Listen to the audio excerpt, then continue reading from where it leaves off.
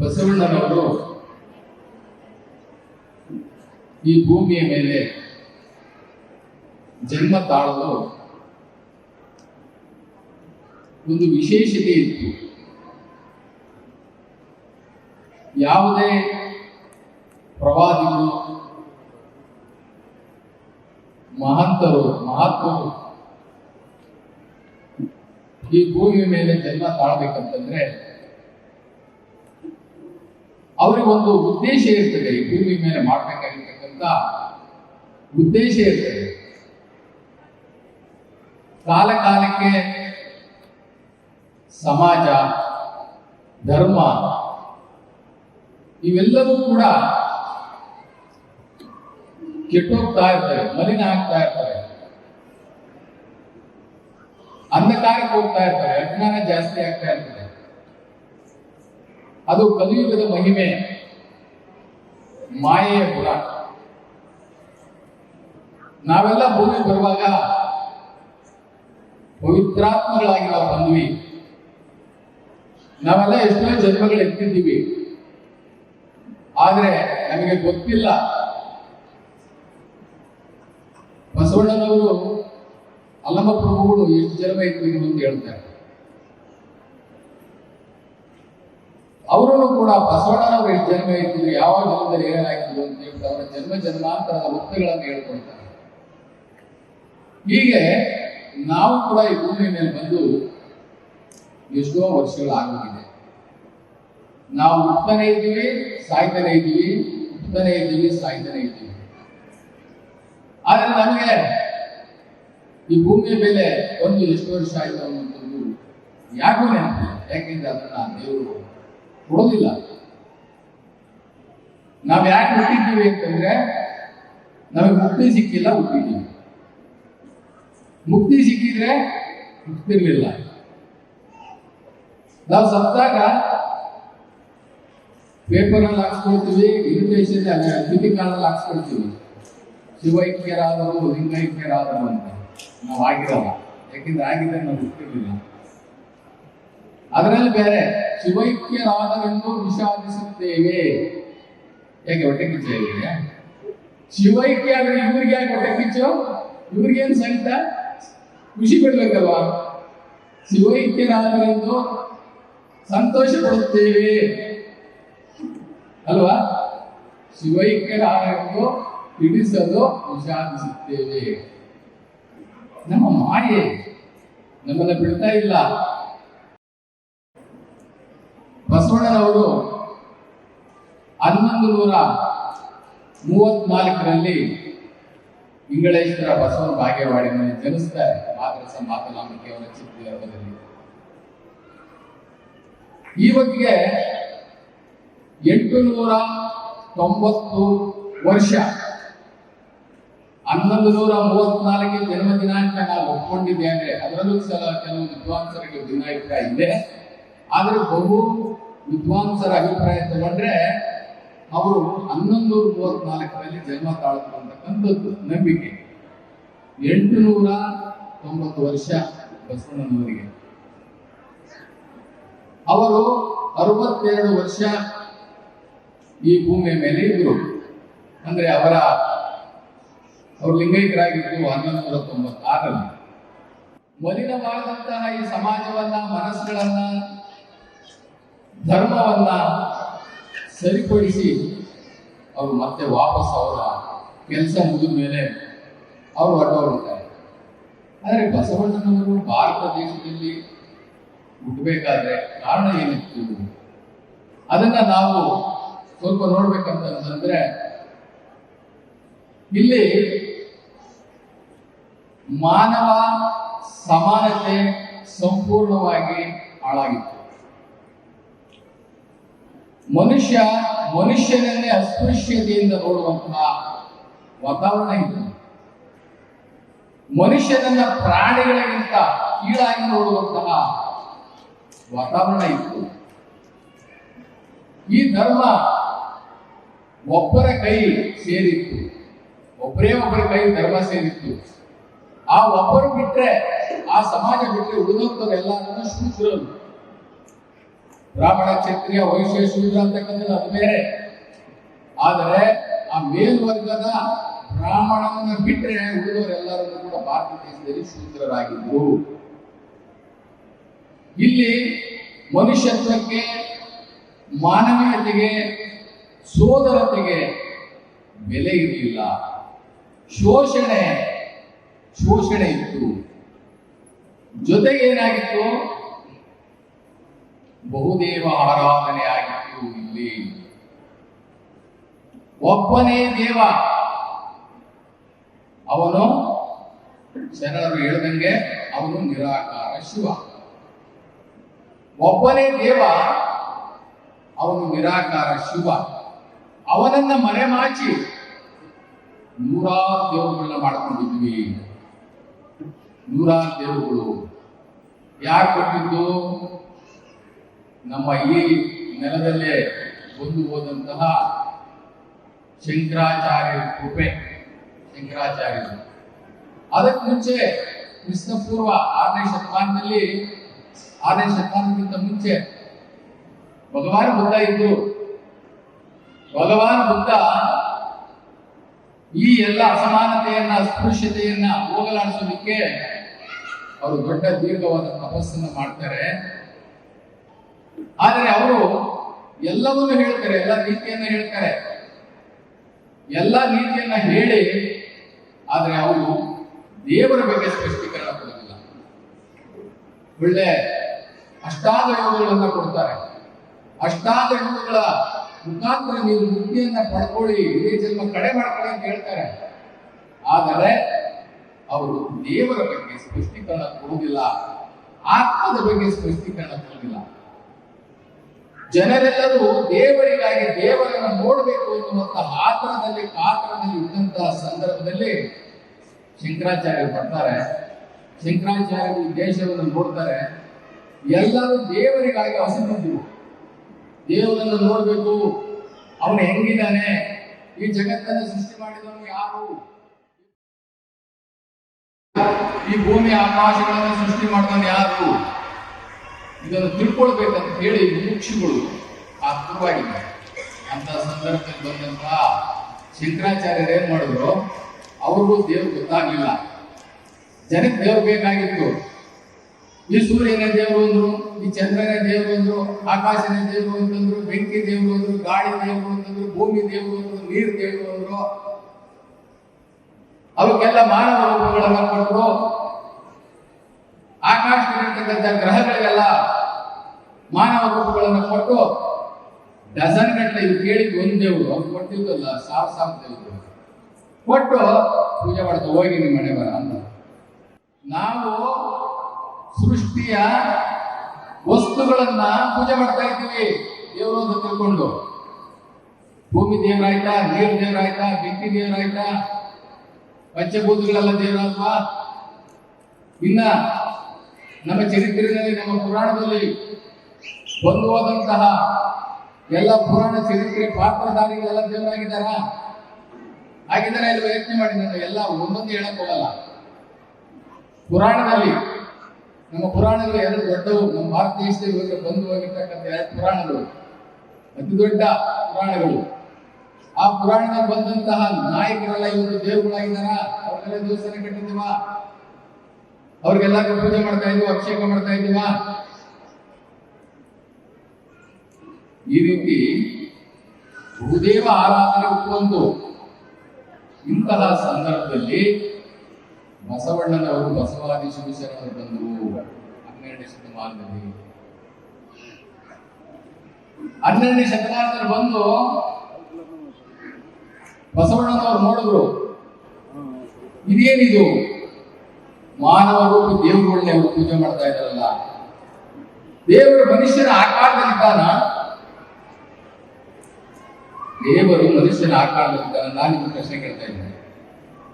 ಇದ್ದಾನೆ ಅಂತ ಯಾರಾದ್ರೂ ಕೈ ಎತ್ತಿ ನೋಡೋಣ. ದೇವರು ಮನುಷ್ಯನ ಆಕಾರದಲ್ಲಿ ಇದ್ದಾನ?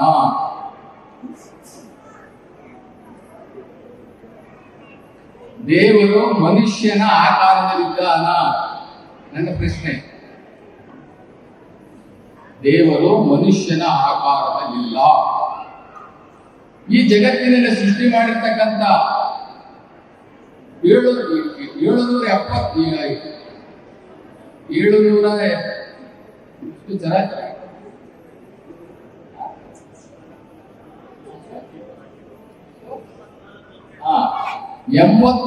ಲಕ್ಷ ಜೀವರಾಶಿಗಳಲ್ಲಿ ಮನುಷ್ಯನು ಒಬ್ಬ ಜೀವಿ ಅಷ್ಟೇ. 84 ಲಕ್ಷ ಜೀವರಾಶಿಗಳಲ್ಲಿ ಮನುಷ್ಯನು ಒಬ್ಬ ಜೀವಿ. ವಿಶೇಷ ಏನಂತಂದ್ರೆ ಈ ಮಾನವ ಜೀವಿಗೆ ಬುದ್ಧಿ ಶಕ್ತಿ ಇದೆ, ಜ್ಞಾಪಕ ಶಕ್ತಿ ಇದೆ, ನಿರ್ಣಯ ಶಕ್ತಿ ಇದೆ, ಜ್ಞಾಪಕ ಇನ್ನು ದೇವರನ್ನ ಅರಿಯುವಂತಹ ಶಕ್ತಿ ಇದೆ. ಅದಕ್ಕೋಸ್ಕರ ಈ ಮಾನವ ಪ್ರಾಣಿ ವಿಶೇಷ, ಮಾನವ ಜನ್ಮ ವಿಶೇಷ. ಕಾರಣ ಇಷ್ಟೇ, ಮನುಷ್ಯ ಜನ್ಮದಲ್ಲಿ ನಾವು ದೇವರನ್ನ ಅರಿಯಬಹುದು, ದೇವರನ್ನ ನೋಡಬಹುದು, ದೇವರನ್ನು ಸಾಕ್ಷಾತ್ಕಾರ ಮಾಡಿಕೊಳ್ಳಬಹುದು ಅನ್ನೋ ಒಂದೇ ಒಂದು ಕಾರಣಕ್ಕೆ ಈ ಮಾನವ ಜನ್ಮ ಶ್ರೇಷ್ಠ ಅಂತ ಕರೀತಾರೆ. ಬಸವಣ್ಣನವರು ಅವರು ಚಿಕ್ಕ ಹುಡುಗನಲ್ಲೇನೆ ಅವರಿಗೆ ದೇವರನ್ನ ಅರಿಬೇಕು ಅನ್ನುವಂತಹ ಚಿಂತೆ. ನನಗೂ ಕೂಡ ನಾನು ಸ್ವಲ್ಪ ತಿಳುವಳಿಕೆ ಬಂದ ಮೇಲೆ ನಾನು ದೇವರು ಅಂದ್ರೆ ಯಾರು ತಿಳ್ಕೊಳ್ಬೇಕು, ದೇವರು ಅಂದ್ರೆ ಯಾರು ತಿಳ್ಕೊಳ್ಬೇಕು ಅನ್ನುವಂತಹ ಒಂದು ಅನ್ವೇಷಣೆಯಲ್ಲಿ, ಸಂಶೋಧನೆಯಲ್ಲಿ ಇದ್ದಂತ ನಾನು ಎಷ್ಟೆಷ್ಟೋ ಕಡೆ ಹೋದೆ, ಯಾವ್ಯಾವ ಮಠಗಳು ಹೋದೆ, ದೇವಸ್ಥಾನಗಳು ಹೋದೆ, ಎಲ್ಲೆಲ್ಲ ಹೋದೆ, ನನಗೆಲ್ಲೂ ಸಮಾಧಾನ ಆಗಲಿಲ್ಲ. ಎಲ್ಲೆಲ್ಲೋ ಹೋದೆ, ಸಮಾಧಾನ ಆಗಲಿಲ್ಲ. ನನಗೆ ಪುರಾಣ ಓದಿದಾಗ ಒಬ್ಬನೇ ದೇವ ಅನ್ನುವಂಥದ್ದು ಅರಿವಾಯಿತು. ನಂತರ ಕ್ರಿಶ್ಚಿಯಾನಿಟಿ ಓದಿದೆ, ಬೈಬಲ್ನ, ಅಲ್ಲೂ ಯೆಹೋವ ಅನ್ನುವಂಥ ಒಬ್ಬನೇ ದೇವರು ಇರುವಂತ, ಅವನು ನಿರಾಕಾರ ಅನ್ನುವಂಥದ್ದನ್ನು ತಿಳ್ಕೊಂಡೆ. ನಂತರ ನಮ್ಮ ವಚನ ಸಾಹಿತ್ಯವನ್ನ ಅಧ್ಯಯನ ಮಾಡ್ತಾ ಮಾಡ್ತಾ ಮಾಡ್ತಾ ಹೋದೆ. ನನಗೆ ಆ ನಿರಾಕಾರ ಶಿವ ಒಬ್ಬನೇ ಈ ಜಗತ್ತಿನ ಒಡೆಯ, ಸೃಷ್ಟಿಯ ಒಡೆಯ, ಸಮಷ್ಟಿಯ ಒಡೆಯ, ಅವನೊಬ್ಬನೇ ಅನ್ನುವಂತಹ ವಿಚಾರ ನನಗೆ ಷಟಸ್ಥಳ ಮಾರ್ಗದಲ್ಲಿ ನನಗೆ ಸಿಕ್ತು. ನನಗೆ ಸಿಕ್ಕಂತಹ ಏಕದೇವ ಆರಾಧನೆ, ಏಕದೇವರಿಷ್ಟೇ, ಒಬ್ಬನೇ ದೇವ, ಅವನು ಜ್ಯೋತಿ ಸ್ವರೂಪ, ಅವನ ಹೆಸರು ಶಿವ. ಶಿವ ಅಂತಂದ್ರೆ ಹೆಣ್ಣು ಅಲ್ಲ, ಗಂಡು ಅಲ್ಲ, ಏಕವಚನವೂ ಅಲ್ಲ, ಬಹುವಚನವೂ ಅಲ್ಲ, ನಾಮರೂಪಗಳಿಗೆ ಅತೀತವಾದಂತಹ ಸೃಷ್ಟಿಕರ್ತ ಅನ್ನುವಂಥದ್ದನ್ನ ನಾನು ಷಟಸ್ಥಳ ಮಾರ್ಗದ ವಚನಗಳಲ್ಲಿ ನಾನು ತಿಳ್ಕೊಂಡೆ. ಈ ಬುದ್ಧ ದೇವರ ಬಗ್ಗೆ ಹೇಳಿದ್ರೆ ಈ ಬಹುದೇವೋಪಾಸನೆ ಕೊಡುವಂತಹ ಇವ್ರಿಗೇನು ಕೆಲಸನೇ ಇರಲಿಲ್ಲ ಶಂಕರಾಚಾರ್ಯರಿಗೆ. ಶಂಕರಾಚಾರ್ಯ ಮಾಡಿದಂತಹ ಈ ಬಹುದೇವೋಪಾಸನೆಯನ್ನ ಕಿತ್ತಾಕ್ಲಿಕ್ಕೆ ಅಂತ ಹೇಳ್ತಾರೆ ಬಸವರಾಜ ಶರಣರು, ಅಪ್ತರ್ಷಿರು. ಅವ್ರು ಹೇಳಿದ್ರು, ಯಾವ ಗುಡಿಗೂ ಹೋಗ್ಬೇಡಿ, ಅವ್ರು ಕೊಡೋ ಮೇಲಿಂದ ಎತ್ತಾಗುವಂತಹ ಪ್ರಸಾದಕ್ಕೆ ನೀವು ಕ್ಯಾಚ್ ಹಿಡಿಯಕ್ಕೆ ಹೋಗ್ಬೇಡ್ರಿ, ನೀವು ಮನೆಯಲ್ಲೇ ಕೂತ್ಕೊಳ್ಳಿ, ಆ ಭಗವಂತನನ್ನ, ಶಿವನನ್ನ ಧ್ಯಾನ ಮಾಡಿ, ಇಷ್ಟಲಿಂಗದ ಮುಖಾಂತರ ಅವನನ್ನ ಕಂಡುಕೊಳ್ಳಿ. ನಿಮ್ಮ ಕಾಲೇ ತಮ್ಮ ದೇಹವೇ ದೇಗುಲ, ಶಿರವೇ ಒಂದ ಕಳಸ. ಯಾಕೆ ಹಿಡ್ಕೊಂಡು ಹೋಗ್ತೀರ ದೇವಸ್ಥಾನಗಳಿಗೆ? ಇಲ್ಲಿ ಲಿಂಗ ಪೂಜೆಯನ್ನ ಮಾಡುವಾಗ, ಶಿವಯೋಗವನ್ನು ಮಾಡುವಾಗ ನಮಗೆ ಯಾವ ದಳ್ಳಾಳಿಯ ಕಾಟ ಇಲ್ಲ, ಮಧ್ಯವರ್ತಿಗಳ ಕಾಟ ಇಲ್ಲ. ಇಲ್ಲಿ ಭಕ್ತ ಮತ್ತು ಭಗವಂತನ ನೇರ ಸಂಪರ್ಕ. ಇಲ್ಲಿ ಯಾರಿಗೂ ಇಲ್ಲ, ಯಾವ ಖರ್ಚೂ ಇಲ್ಲ, ಊರಲ್ಲಿ ನಿಲ್ಲಂಗಿಲ್ಲ, ಬಸ್ ಚಾರ್ಜ್ ಕಂಡು ಹೋಗಂಗಿಲ್ಲ, ಹಣ್ಣು ಕಾಯಿ ತಗೊಂಡು ಹೋಗಂಗಿಲ್ಲ, ಯಾವ ಖರ್ಚೂ ಇಲ್ಲ. ಪರಿಶುದ್ಧವಾದಂತಹ ಮನಸ್ಸು, ಪರಿಶುದ್ಧವಾದಂತಹ ಮನಸ್ಸೇ ಆ ಪರಮಾತ್ಮನಿಗೆ ಸಲ್ಲಿಸಬೇಕಾಗಿದ್ದ ನಿಜವಾದಂತಹ ಪುಷ್ಪ. ಇಲ್ಲಿ ಭಕ್ತ ಮತ್ತು ಭಗವಂತನ ನೇರ ಸಂಪರ್ಕವನ್ನು ಮಾಡಿಕೊಟ್ಟಿದ್ದು ಬಸವಣ್ಣನವರು. ಇಷ್ಟಲಿಂಗ ಪೂಜೆ ಮತ್ತು ಶಿವಯೋಗದ ಮುಖಾಂತರ ಸಂಶೋಧನೆ ಮಾಡಿ ಇಷ್ಟಲಿಂಗವನ್ನು ಕೊಂಡರು, ಗುಡಿ ಗುಂಡಾರಗಳಿಗೆ ಹೋಗ್ದಂಗೆ ಮಾಡಿದ್ರು. ಆ ವೇದ ಉಪನಿಷತ್ತು ಇಟ್ಕೊಂಡಿದ್ದವರಿಗೆ ಸವಾಲು ಹಾಕಿದ್ರು, ಅಲ್ರಪ್ಪ ನೀವು ವೇದ ಉಪನಿಷತ್ತು, ಆಗಮ ಮಂತ್ರಗಳು ಇವೆಲ್ಲ ಇಟ್ಕೊಂಡು, ಭಗವದ್ಗೀತೆ ಇವೆಲ್ಲ ಇಟ್ಕೊಂಡು ನೀವು ಜನಗಳಿಗೆ ಸುಳ್ಳು ಹೇಳ್ತಾ ಇದ್ದೀರಲ್ಲಪ್ಪ, 108 ದೇವರುಗಳಿದೆ, ಮುಕ್ಕೋಟಿ ದೇವರುಗಳಿದ್ದಾರೆ ಅಂತ ಹೇಳ್ತಿರಪ್ಪ. ಇದು ನಿಮ್ಮಲ್ಲಿರ್ತಕ್ಕಂಥ ನೀವು ನಂಬ್ಕೊಂಡಿರ್ತಕ್ಕಂಥ ಗ್ರಂಥಗಳ ಹೇಳ್ತವೆ, 2-3 ದೇವರೆಂದು ಉಪ್ಪುಪ್ಪಿ ಮಾತನಾಡಬೇಡ. ಅವ್ರಿಗೆ ಹೇಳ್ತಾರೆ, ಶಾಸ್ತ್ರಿಗಳಿಗೆ, ಪುರೋಹಿತರಿಗೆ, ಪಂಡಿತರಿಗೆ, ಆ ಬಹುದೇವ ಉಪಾಸನೆಯ ಪಂಡಿತರು. ನೋಡಿ, ಇಲ್ಲೊಂದು ಮಜಾ ಏನು ಅಂತಂದ್ರೆ, ಮನುಷ್ಯನನ್ನ ದೇವರು ಸೃಷ್ಟಿ ಮಾಡ್ದ, ಮನುಷ್ಯ ಮುಕ್ಕೋಟಿ ದೇವರನ್ನು ಸೃಷ್ಟಿ ಮಾಡ್ದ.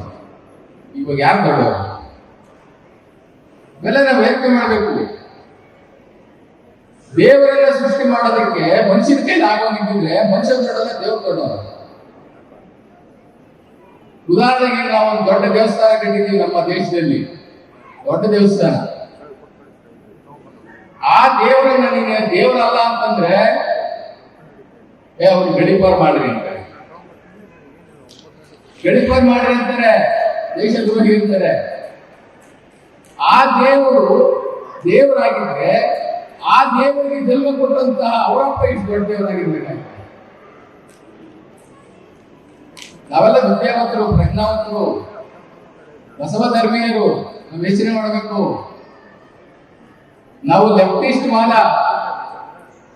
ಲೆಫ್ಟಿಸ್ಟ್ ವಾದ ಊರೆಲ್ಲ ಎಸ್ ಅಂದ್ರೂ ಕೂಡ ನಾವು ನೋ ಅನ್ನೋರು, ಅಂಥವ್ರು ಮಾತ್ರ ಬಸವ ಧರ್ಮದಲ್ಲಿ ಸಾಧ್ಯ. ಸಾರಾಸಟ್ಟಾಗಿ ಎಲ್ಲವನ್ನೂ ಒಪ್ಕೊಳ್ಬಾರ್ದು. ನಾವು ವಿವೇಚನೆಯಿಂದ ಒಪ್ಕೋಬೇಕು. ನಾವು ತಾಳೆ ಹಾಕಿ ಒಪ್ಕೋಬೇಕು. ನಾವು ಹುಟ್ಟಿ ಸತ್ತೋರ್ನೆಲ್ಲ ನಾವು ದೇವರು ಅನ್ನೋದಾದ್ರೆ ಆ ದೇವರ ಅಸ್ತಿತ್ವಕ್ಕೆ ಎಷ್ಟು ದೊಡ್ಡ ಅಪಚಾರ ಮಾಡಿದಂಗಾಗುತ್ತೆ. ದೇವರು ಹುಟ್ಟಿ ಸಾಯ್ತಾನ? ದೇವರು ಮನುಷ್ಯರ ಹೊಟ್ಟೆಯಲ್ಲಿ ಹುಟ್ಟಿದಾನ? ಹೆಣ್ಣು ಮಕ್ಕಳ ಗರ್ಭದಲ್ಲಿ 9 ತಿಂಗಳು ಸೆರೆವಾಸ ಇರ್ತಾನ?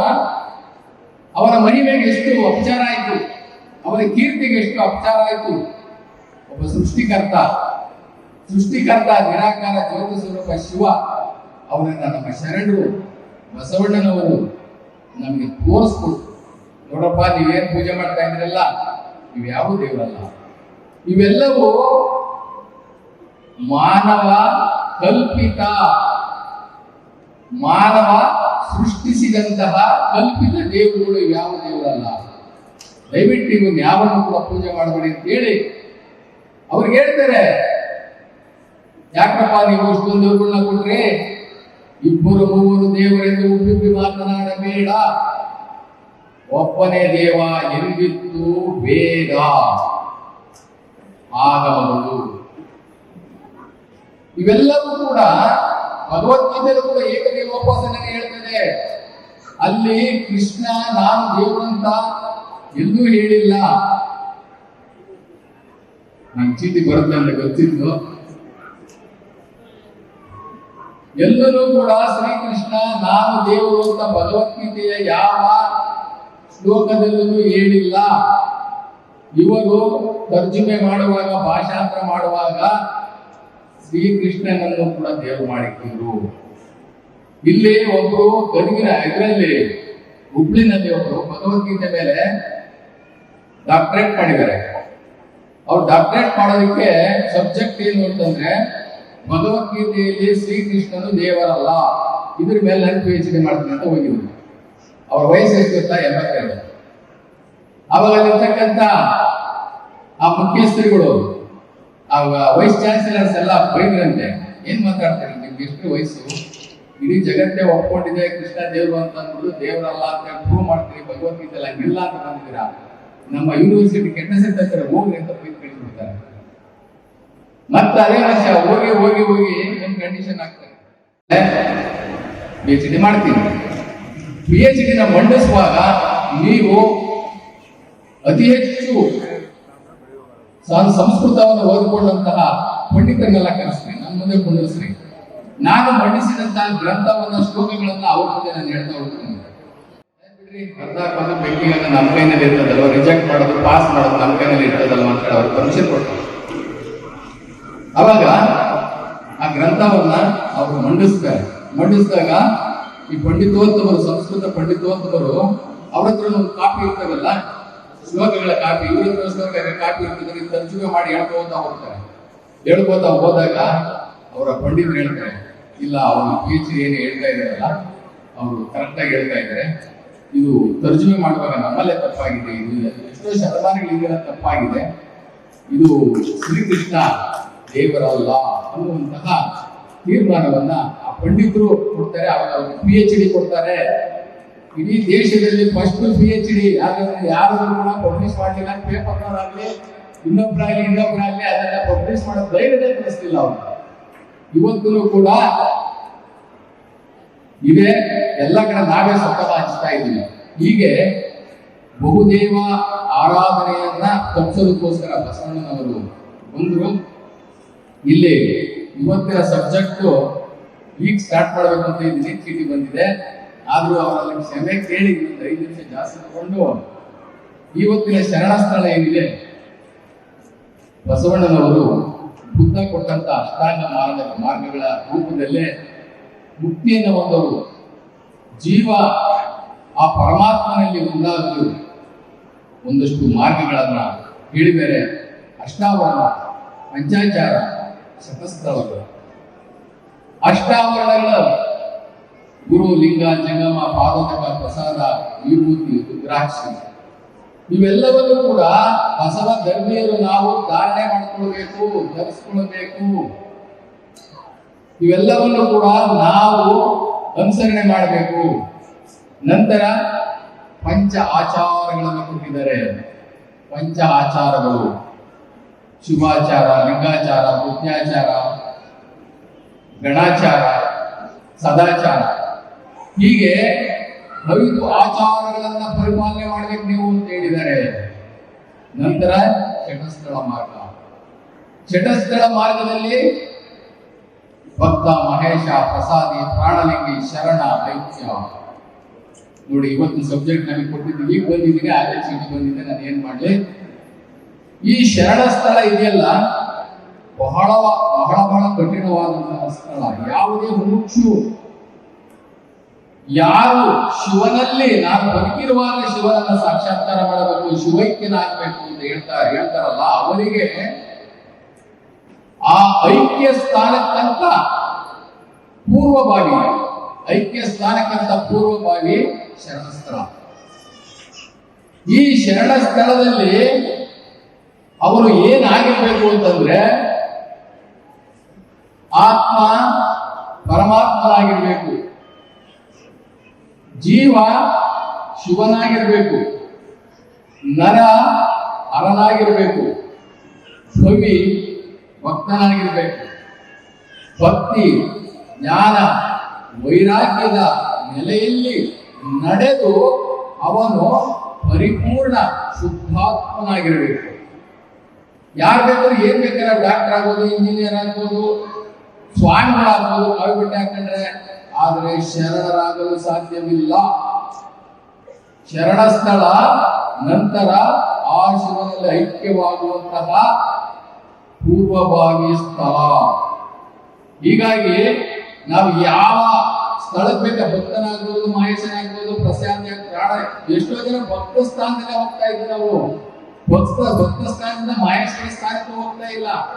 ನೋಡಿ, ಭಕ್ತ ಸ್ಥಾನ ಏನು ಅಂತಂದ್ರೆ, ಭಕ್ತ ಸ್ಥಾನದಲ್ಲಿ ಕಂಡಿದ್ದನ್ನೆಲ್ಲ ದೇವರು ಅಂತ ತಿಳ್ಕೊಳ್ಳೋದೇ ಭಕ್ತ ಸ್ಥಾನ, ಸಿಕ್ಕಿದ್ದನ್ನೆಲ್ಲ ದೇವರು ಅಂತ ತಿಳ್ಕೊಳ್ಳೋದೇ ಭಕ್ತ ಸ್ಥಾನ.